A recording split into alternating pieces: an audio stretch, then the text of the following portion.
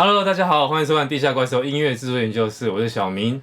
那我们今天呢，很高兴能可以邀请到觉知音乐工作室的 Brian。那 Brian 呢，我们从去年开始认识。Thanks for coming, Brian. Sorry. Thanks for listening. Yeah, you can say hello to our audience. 大家好，我是 Brian，谢谢小明。Yeah, so Brian，我们从去年开始认识 ，and we do some mastering project。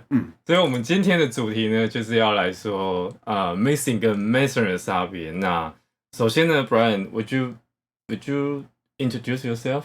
Yeah, thanks. Well, I started off probably like most people as a musician, first playing the piano and later guitar, and then I started to experiment with something like turntables. Didn't go well, but electronic instruments I liked a lot: synthesizer, drum machine, sampler. And then from high school to university, I'm casually writing my own songs just for fun, playing in some bands, jazz, blues, even maybe some classical guitar. And eventually someone had to record demos or record the ideas. And at that time, I knew a little bit more than my friends about the technology.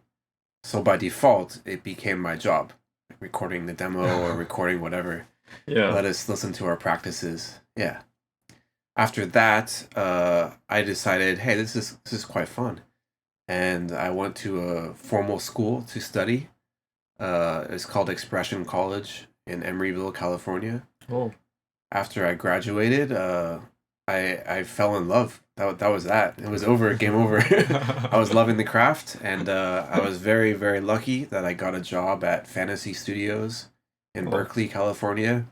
And at the same time, I began to work for Avid. At that time, it was still DigiDesign. In Daly City. Yeah, I almost forgot it now. Yeah. Well, Avid had bought them years before, and they only officially changed the name much later. Yeah, and I worked on the engineering team for Pro Tools software and hardware for about 4 years, and came to Taiwan after that. So that's why Brian's here, right? Because you got a really solid foundation of the mixing and mastering 在你过去的这些日子里，所以你有很丰富的经验在这两个地方。所以我们今天就可以请 Brian 来跟我们谈谈，说mixing 跟 mastering 的差别究竟在哪边。So would you like to talk about the brief history of mastering? Yeah. Okay. So mastering. Now I'm not an expert on the history, but I can tell you it first started out as a very technical process. Originally, the job is to create physical media, right? An actual piece of something. So, for example, a master tape, or an acetate or a cut that will be used for vinyl. It wasn't just about EQ and using effects and creating a sound. It was about creating a piece of media. And that would maybe be a 1/4-inch tape, a 1/2-inch tape, a vinyl record, or eventually a CD. And all of these would go to a replication or duplication plant to be sent out to the audience. And later, it became more of an involved process. So, for example, when you record on the tape, we call that the first generation, the first time. When you copy that tape, it's called second generation. In this process, you're going to lose some detail. You're going to lose a little bit of high frequency, maybe some transient detail. And so engineers decided, hey, can we fix this somehow? Can we improve the sound? They will maybe add a high frequency shelf to restore that energy. So the tools are very simple. I mean, maybe you would only have a shelf boost at 1 or 2 frequencies, and maybe a high pass filter to get rid of some rumble that was left over from the recording or mixing or even the tape transfer process. And then assemble all the songs in the right order. Make sure you're not going over the time that's allowed for vinyl. Exactly, yeah. And now it's a completely different game. Different game. Now there's tons of tools. You can do it at home. It's very much more a creative process. Yeah. Yeah. Like a little bit overlap with the mixing process. Definitely, yeah. A little bit overlap. Yeah, yeah. I mean we're really fortunate right now. This is the most amazing time to be alive as a person who creates music. Maybe not for budget, but for the tools we have that are available. We have the possibilities are almost endless. You need a computer and maybe even just headphones. Don't even need speakers right now to create a whole album. Yeah, sure. But the difference is previously most records are made in the professional facility, right? So you have good speakers, you have a well-designed space. Yeah. And so it's very easy to hear everything from the lowest lows to the highest highs, clear imaging. But now most people can't afford to have a really great room or maybe speakers. Yeah. And so it's very easy to create great music and a great mix, but maybe some frequencies are a little bit muddy, or there's some extreme low frequency that you didn't know about, you couldn't hear, or the highs are uncomfortable. 所以呢 mastering 就是在 mixing 之后的一个流程，那它将我们已经被混音完成的声音立体声的一个音档做最后的调整。那它比较困难的地方就是在于呢，因为 mastering 已经是接到我们混音完成之后的成果，所以你所有的任何的一个调整那个动作是对整体的音乐，而不是对一个单独的一个乐器。Right. So you almost can change you can change your balance, but in different way. Everybody will affect by the moving you make. Exactly right. Yep. So it's more tricky at this process, and there will be so. 基于这一点呢，我想很多 mastering 的录音室呢都会需要更准确的喇叭，或是更好的聆听环境。那很重要，当然是我们要需要有一个非常有经验的工程师。那现在因为我们的载体有很大的改变 ，like we listen to vinyl. Oh, I don't have the time, but I mean that. 我们的载体开始改变，从以前的黑胶到 CD 卡带，那到现在我们所有的音乐都是 digital streaming。So 在这样的过程当中呢 mastering 也会有很大的变化跟差异。Yeah, so there's a difference between all the formats in terms of length. Digital can be unlimited length, really. Yeah. Cassette tape or vinyl has a fixed length. CD has a fixed length. They also have different dynamic range and frequency response. So you can consider all of these things when you create a master for that format. That's why some people would, for the same album, have several different masters. One that's kind of optimized for each format. And the other thing is on streaming specifically, there's a lot of loudness normalization now. Yeah, sure. Yeah, so we will set loudness levels to different targets maybe. But the problem with that is that there's not one set target anymore. And the number might be measured in RMS or LUFS. Yeah. And it can change suddenly at any time without any warning. Yeah, sure. And in the future, for example, Spotify, iTunes Radio, Tidal, I think Tidal's not available in Taiwan. Yeah, Tidal is not available. But these services, they might change in the future. So we don't really know what is the best loudness level. We can just do what sounds best for that song or for that album, and make it as loud as possible hopefully without hurting the music too much. 它不是一个统一的标准。Right. Yeah, 它不是统一标准 and it will change anytime. So it's hard to follow it, really. Yeah, if you created a master, for example, and the target was maybe -9 LUFS, and later the streaming service decide, hey, we don't like the loudness war, we're going to normalize to -14. Now your master will sound quite small, a little bit flat, or two-dimensional compared to another one. So your music might actually sound worse in the future if you're compressing and limiting very, very hard right now. It's a very tricky and kind of confusing time, I mean, for all mastering engineers. So the only option is just to do the option that makes sense, okay, to me is, push the song and don't think about the number. Think about the music. Yeah. When did it start to sound bad? And don't pass this point. 所以我们刚刚说到了，就是音量跟这些数字的问题，事实上有很多的top mix engineer in the world, they are not follow the numbers, they are follow the ears to hear the music. So how about us talking about tools? Yeah, people like tools. Yeah. Let's talk about tools. So what's the difference with mixing and mastering? The tools we use, is any difference? Sure. Okay, so a lot of the tools, as you know, are the same. We use the same types. We basically can adjust volume. We can adjust it dynamically with a compressor or EQ. We can adjust the volume at certain frequency. That's an equalizer. That's all an equalizer is doing. But the way we use them is really different. So the mindset is different. I can explain that a little bit. So our goal is to move forward. The mastering mindset is more about here is the whole sound and how can we adjust it? What are we listening to or trying to feel, and what do we want to change?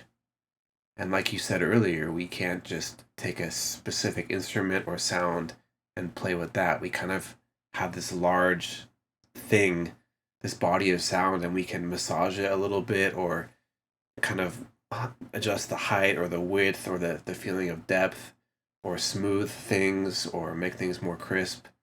It's kind of like fine-tuning the whole body of the sound. Would you like talking about more about the mindset? Yeah, sure. All right. Well, in mixing, we have so many different signals we need to put and create a song. Maybe we need to balance everything, but also we want to create a story or a ride for the audience, right? So we're trying to make things exciting, dynamic, but also balanced. Maybe depending on the style, the level will be very consistent. The image will be consistent. For some styles, there's no rules.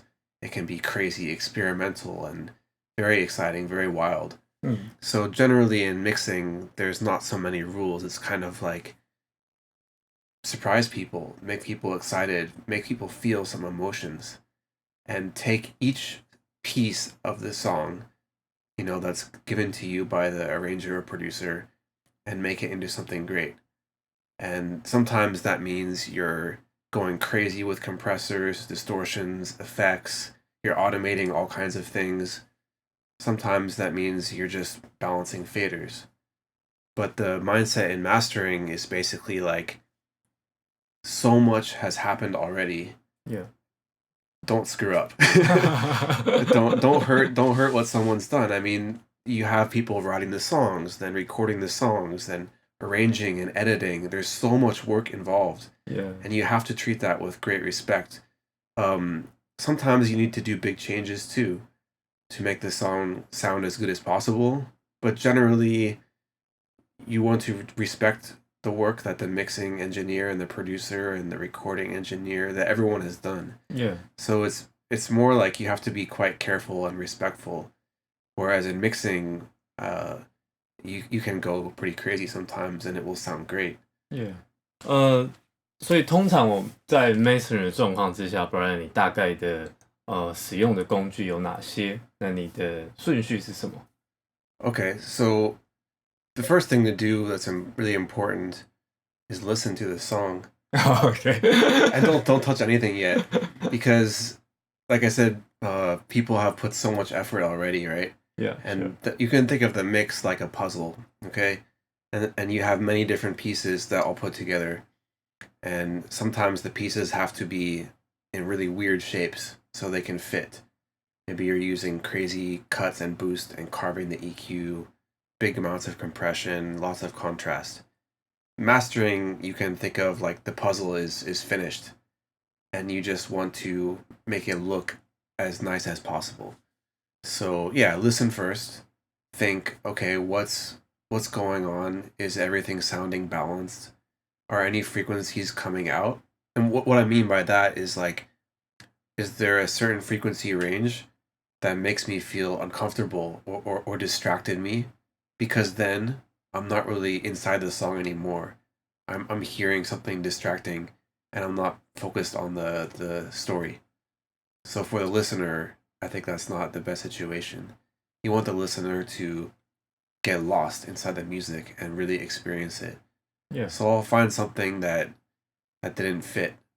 Some genres, maybe it needs to sound harsh, like heavy metal, or something needs to be, or punk rock needs to be a little bit angry and aggressive. So it's okay.